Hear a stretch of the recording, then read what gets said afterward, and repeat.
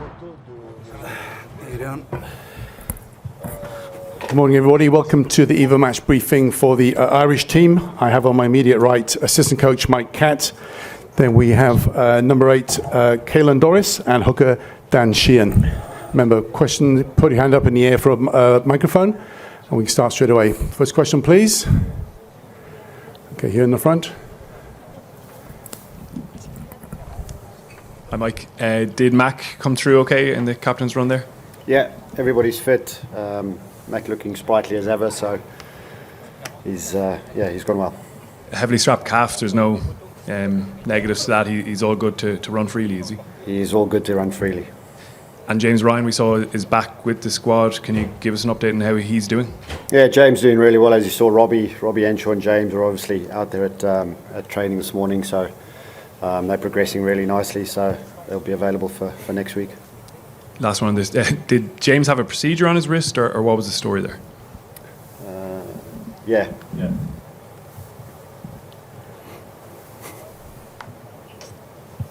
Question? At the back.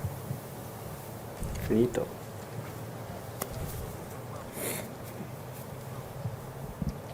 Hi, Henri Ignacia from Canal Plus French TV. May I ask you a question in French, please? In French? Yes, that's fine. Une question pour les joueurs. Comment est-ce que vous abordez ce quart de finale en sachant que l'Irlande n'a jamais réussi à passer ce cap de la compétition?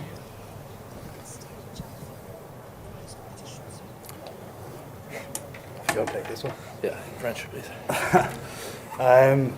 It feels like it is a different group. It feels like quite a long time since the last one. There's obviously neither of us were there the last time.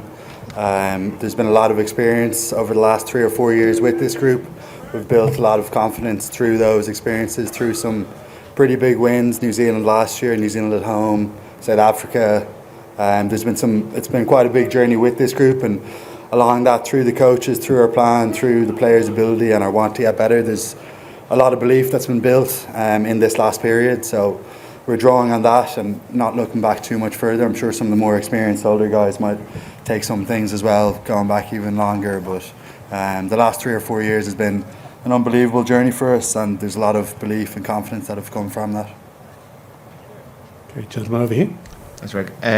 Mike, in the whatever months since the series last year, what have you seen in the All Blacks' progression, and having done really well in attack against them last time? What kind of improvements have they made in defence, and what sort of a challenge is it for you guys to break them down on Saturday? Well, I think what we've seen is the good All Blacks of old, really, of New Zealand of old. They exceptionally dangerous ball in hand. I think Joe's definitely brought a physicality at the breakdown and their ball carrying. Obviously, it was something that Joe was massively passionate about with Ireland as well. So, especially in the wide breakdowns, Ricky Aoni, these guys are big guys, and they put a lot of pressure in those areas. So it's making sure that we match them physically, but being technically good on the same breath. But across the board, they've got a hell of a lot of experience, even coming off the bench. Sam Whitelock, these guys that have got hundreds of caps really.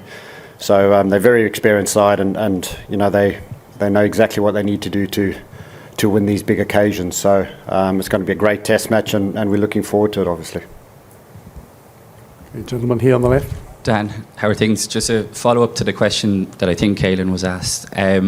Because you, the two of you guys haven't been there in 2019, is there a fearlessness that comes with that you haven't had maybe the baggage that other guys have had? Yeah, I think it's, as Caelan said, it's a completely new squad. Our mindset is different. I think, I obviously have no experience of earlier squads, but that probably the more experienced lads have shared their thoughts on it. But I think it's just, you treat it like another game. It's knockout rugby, but I think you can build these games up as much as you want, but it can end up affecting you if you give it too much attention.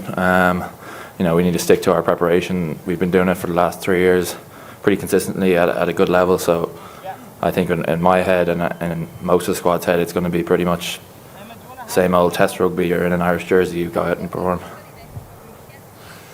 Mike, you're a World Cup winner and you're a World Cup runner-up. Is there anything, and you're the skills coach here, is there anything specific about the Ireland backs that you've noticed is different as a unit? Or maybe it's that Mac Hansen has got more speed than anybody else we've ever seen before. Do we have, for instance, is it our catching ability, our innate GAA-ness, or is there spatial awareness? Could you just tell us what's different about, I'm specifically talking about our three quarters and our fullback? Well, just good rugby players ultimately. They love the game. But I think what we've shown over the past 3-4 years is the togetherness of the backs, and the forwards as a team really.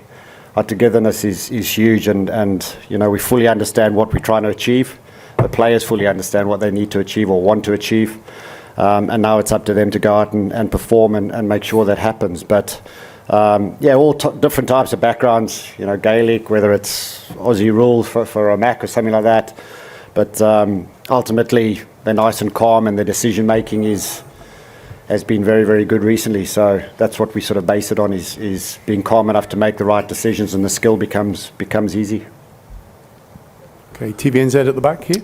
Mike up the back in the cheap seats. Did you guys have a team photographer at the All Blacks training run yesterday? If so, is that something you normally do? You'd have to. Sorry, I wasn't part of that. So. But it was Did open. we? So, it was open, so I assume you're allowed for the first 15 minutes like anybody. I don't know. Allowed in theory, but Yes, the rules say yes. As long as they're standing with the rest of the photographers as a non-right sort of photographer, they can. So you did have someone there or not? no, I don't know. You don't know? I don't know. Okay. The agency could have been there working. Just quickly, Mark Talia dropped for the game through disciplinary reasons. How surprised are you by that? Is that something this Irish team would do as well? I'm not sure, to be honest. I don't know any detail on the back of that. So obviously they've got certain protocols in place the players need to adhere to, and they've done it accordingly. So it'd be wrong of me to say anything about it without actually knowing anything about it. So that's their choice. Okay, Christian at the front here. Caelan, I'll come to you in this one. Just about the sense of occasion in those minutes pre-match tomorrow that we know is going to happen. It's different tomorrow is that we'll have the haka. Have you planned anything in terms of how you're going to receive that challenge as a team? And just second part of that, just tell us what it is like in those moments playing New Zealand before kick-off when you do face the haka. What's going through your mind? Yeah, there'll be excitement, there'll be a lot of nerves.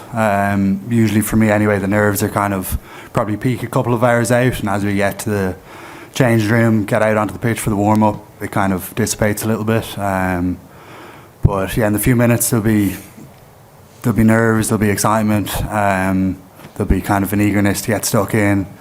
In terms of the haka, we'll probably do what we've done quite a bit in terms of the 10-metre line and maybe flirting with that a little bit. But no, looking forward to it big time. Okay, question here. Mike, Caelan spoke about the journey this side have been on over the last 3 or 4 years. Do you feel like as a squad, as a coaching unit, that you've done everything you can do, ticked off every box along the way to be ready for this moment tomorrow night? Well, we'll find out in the result, won't we, really, ultimately. But yeah, listen, it's been an amazing journey. The boys have been incredible, and where we've come from, where they've come from, where we've got to, how we've learned as a group of coaches as well. We've put in some really big performances, and it's moments like tomorrow night that we need to step up and perform again.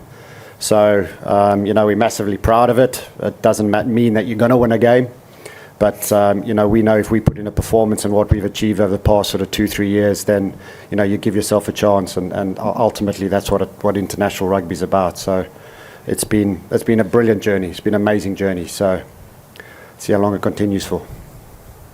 Okay, Reuters at the back. Yep, thanks.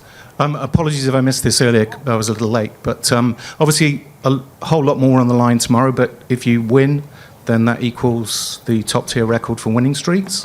Does that mean anything at all to the group? Does it prove anything, Mike, or any of the players? To be honest, no. It's never spoken about in our sort of circle, so stuff like that is, it's like world rankings, all that sort of stuff. It doesn't really come into the equation. It's about us and a performance that we need to be proud of. Dan, Caelan touched on all the games and that you've been through, the wins and all that sort of stuff. How valuable do you think the win over England in the Grand Slam decider, with everything that came with it on that day, at home, the history, the crowd, and the fact that you guys had to kind of overcome a fairly anxious first half. How valuable do you think that experience is going to be tomorrow? Yeah, I think, those sort of games where it's win or die, extremely valuable. You got to go out and perform. That probably wasn't our best game at all. We took a good review from that game, and we saw a lot of areas that we could have improved on. But when it comes down to it, you just have to figure out how to win the game. And if tomorrow goes to the end, or we have extra time or anything, you got to just make sure that you win the game. And there's obviously a few plans in place to make sure that we don't get to that point, and we hope that we we're in a position that we don't have to scramble or that we perform on the day. But I think looking back on those sort of hard times where we didn't perform but then come out on top is valuable. Yeah. Okay, gentleman over here on the right. Hi, excuse me. Hi, Don. There's a lot of talk about next moment focus. You scored a try within a couple of minutes of being toppled over an advertising hoarding last week. How is that an example of it, and how easy is it to reset when there's a frustration, but to reset and go again, and I guess exact your retribution that way? Yeah, it's something we put a lot of focus on. Obviously, don't get thrown over at first, but then He was sliding with it. It went viral, got him a few thousand followers. He was buzzing. Kind of, yeah. But no, we talk about sort of resetting, getting back to neutral a lot. It's been a big part of our squad.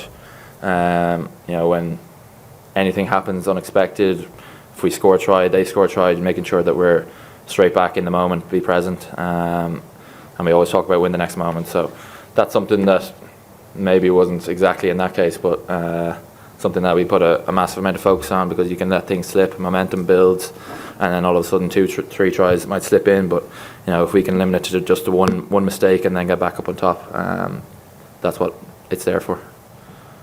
Okay. Hi, Caelan. It's knockout rugby now, so every game could be Johnny Sexton's last for Ireland. Can you just tell us a bit about what he's been like behind the scenes at this tournament, and is doing it for Johnny something that you've spoken about as a group?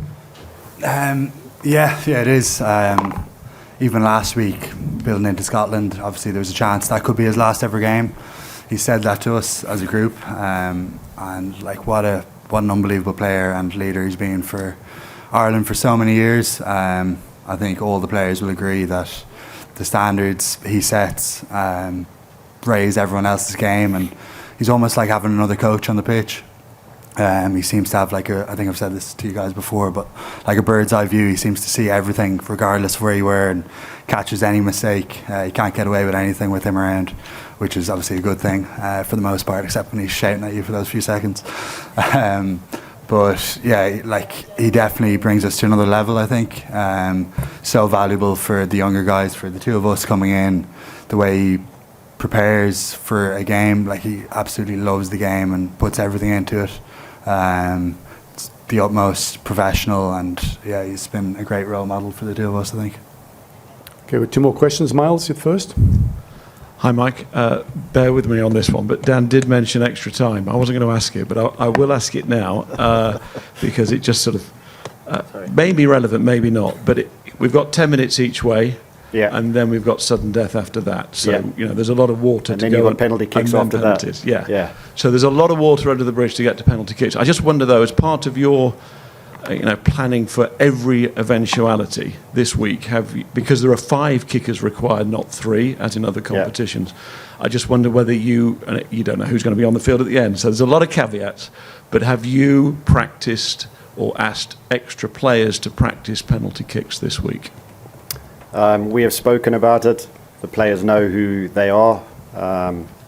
Andrew Porter, Dan Sheehan, Tygburn. So they've definitely put in an extra couple of hours of their kicking, because they kick every day anyway. But no, I think it's one of those. I think players are aware of it. I mean, like you say, it's a long way to get to that situation. You'd like to think with the golden point now compared to what it was in the past. You had extra time, then golden point, then whereas so you'd like to think in the golden point in 10 minutes one side would take their opportunity and score points. So. But the players who are on the pitch know who they are, and again, fingers crossed we put them through the middle. Okay, final question in the front here. Yep. Hi lads, the very best of luck tomorrow. It's been an incredible journey so far. It's been great to watch. Just one for both Dan and Caelan, if that's okay. What does it mean to both you, your families, to be preparing for potentially your biggest game of your careers against the All Blacks, and to be able to embrace it and enjoy it? Because I'm sure growing up this is stuff that you only wished you could do. Yeah, I think growing up you want to be in these big games. As someone said, Ireland hasn't been past these sort of stages, so that's obviously a big motivation to get one up. But we said at the start of the competition, when we want to go the whole way, we think we have the squad to do it, and we can't look past tomorrow. But I think the pride of being in this squad, it extends further than me. It goes family, friends, the amount of people I have travelling over every week just to see me for 2 seconds after a game. I know they come over for a bit of a party, but I think it's great to bring a bit of enjoyment, a bit of pride to the Irish people. Something I always think about is how many people it touches back home. It's great, but at the same time, you can't really get lost in it. I have a job to do, and we have to just sort of go out and perform. We can think about it after, but I think that's about it. Similar for me, I think in these big weeks you draw on some of the emotion and the pride, and talking to a few friends back home in Mayo and seeing how they're behind us and how so many people in the country are behind us, and you can feel that over here. You can definitely get a sense of it. So I think that is a motivation for us, trying to continue to inspire them and do them proud, and knowing that so many are coming over to support us. But sometimes you can sort of almost get too emotional, and then you bring yourself back into process focused, detail focused, going through how we're going to do that, how we're going to make them proud, how we're going to get to the next step. So it's always a balance of both in these big weeks, I think. Okay, thank you, Ireland. Thank you very much. Thank you, ladies and gentlemen. Thank you. Thank you. Thank you.